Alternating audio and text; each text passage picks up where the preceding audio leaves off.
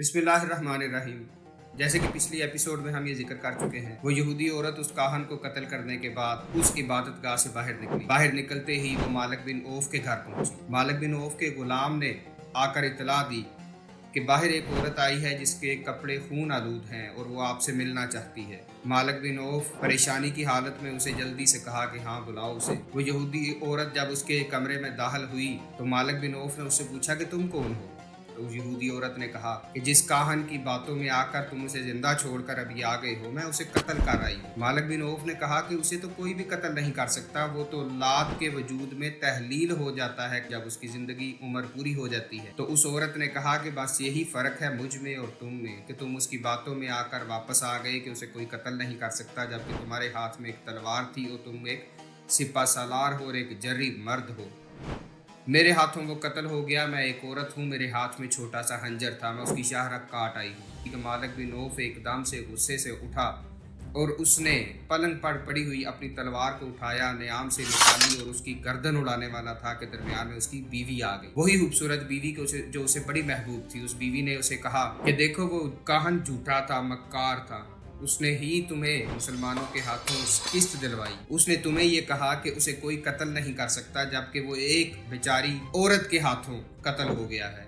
वो झूठा था, उसका अंजाम जो होना चाहिए था वो हो गया।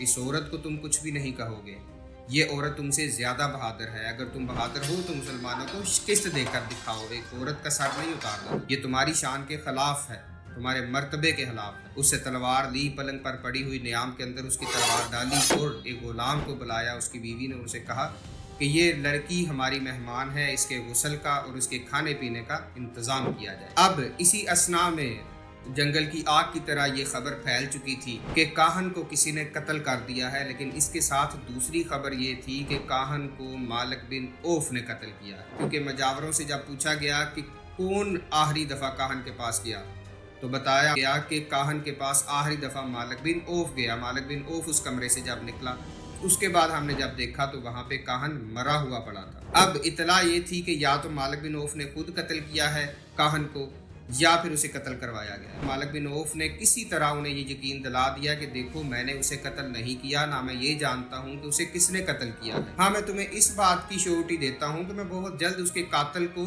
तलाश कर लूंगा, वो मैं आपके सामने ले आऊंगा। वो बेसिकली अभी यहूदी औरत को उनके सामने नहीं लेकर आना चाहता था, वो चाहता था कि अभी हम ताइफ के दिफा को मजबूत करें। इतनी देर में एक मजावर अंदर से निकला, उसने कहा कि काहन लात के वजूद में तहलील हो गया है, वो कत्ल नहीं हुआ। और काहन जाते हुए मुझे कह गया है कि आइंदा से तुम मेरी जगह पे काहन हो और इस इबादत गाह के तमाम मामलात को तुम देखोगे, लिहाजा तुम लोग मालिक बिन औफ की बात पे यकीन करो और ताइफ की दिफा को मजबूत करने के लिए सभी लोग अपनी अपनी कोशिशें करो। नहीं तो जब मुसलमान यहाँ पे आ जाएंगे तो वो ये नहीं देखेंगे कि मजावर कौन है, काहन कौन है, मालिक बिन औफ कौन है, सकीफ वाले कौन है, हवाजन कौन है, वो सभी को तहस नहस कर देंगे, सभी की ईंट से ईंट बजा देंगे। दूसरी तरफ कासदों ने मालिक बिन औफ को ये इतला दे दी थी कि मुसलमान ताइफ की तरफ निकल पड़े हैं। अब इसने मालिक बिन औफ ये देखना चाहता था कि मुसलमान कितनी तादाद में हैं, किस रास्ते से आ रहे हैं। उसने 3-4 घुड़सवारों को मुसलमानों के ताक़ुब के लिए भेजा कि तुम लोग जाओ और जाके देखो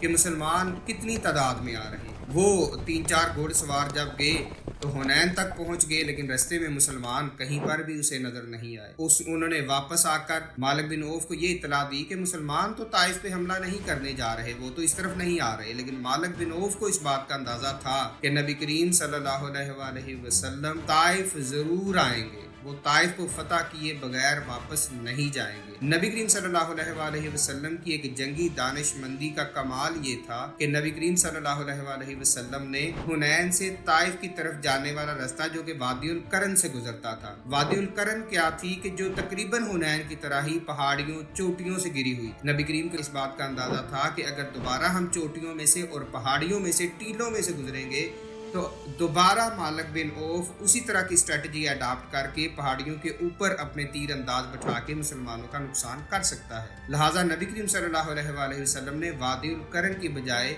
नखीब और सवीरा की तरफ से मुसलमानों को कूच करने का हुक्म दिया। मुसलमानों का ये कूच इतना तेज रफ्तार था कि मुसलमान 5 फरवरी 630 ईस्वी को ताइफ की सरहद पर पहुंच गए। अब हर अव्वल दस्ता अगेन से बनु सलीम का था। اور بنو سلیم کی کمانداری حضرت خالد بن ولید رضی اللہ تعالیٰ عنہ کے سپرد کی گئی تھی۔ اب مسلمان جب طائف کے پاس پہنچے، ایک طرح سے آپ اس کو غلطی کنسیڈر کر لیں مسلمانوں کی کہ مسلمان طائف کی دیوار کے بہت قریب پہنچ گئے۔ جب زیادہ قریب پہنچے تو اوپر سے طائف والوں نے، ان کے تیر اندازوں نے تیر چلانے شروع کر دیے، جس سے مسلمانوں کا کافی زیادہ نقصان ہوا۔ مسلمان وہاں سے پیچھے ہٹ کر پھر طائف سے کچھ فاصلے پر مسلمانوں نے اپنا پڑاؤ ڈال لیا۔ نبی کریم صلی اللہ علیہ وآلہ وسلم نے حضرت ابوبکر صدیق رضی اللہ تعالیٰ عنہ کو اس پڑاؤ کا کماندار مقرر کیا۔ حضرت ابوبکر صدیق رضی اللہ تعالیٰ عنہ نے بہت جلد، بہت تیز رفتاری سے پورے شہر طائف کو اپنے محاصرے میں لے لیا۔ اب شہر طائف میں کچھ جگہیں ایسی تھیں جہاں پہ فرار ممکن تھا، وہاں پہ حضرت ابوبکر صدیق رضی اللہ تعالیٰ عنہ نے زیادہ سپاہیوں کو متعین کر دیا۔ اب یہ مسلمان روزانہ کی بنیاد پر تیر چلاتے ہوئے طائف کی دیوار کے قریب پہنچتے۔ طائف والے چونکہ اوپر تھے، انہیں اونچائی کا ایک ایڈوانٹیج حاصل تھا، وہ اوپر سے تیر چلاتے تھے جس سے مسلمانوں کا نقصان زیادہ ہوتا تھا۔